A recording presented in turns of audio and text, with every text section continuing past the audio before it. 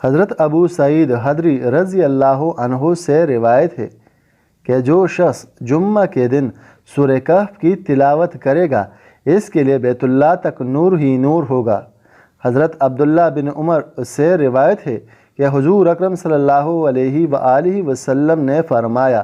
کہ جس شخص نے جمعہ کے دن سورہ کہف پڑھی قیامت کے دن از سر تا پاؤں اور زمین سے آسمان تک اس کے لیے نور ہی نور ہوگا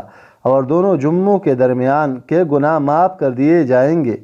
حضرت ابو دردہ رضی اللہ عنہ سے روایت ہے کہ حضور اکرم صلی اللہ علیہ وآلہ وسلم نے فرمایا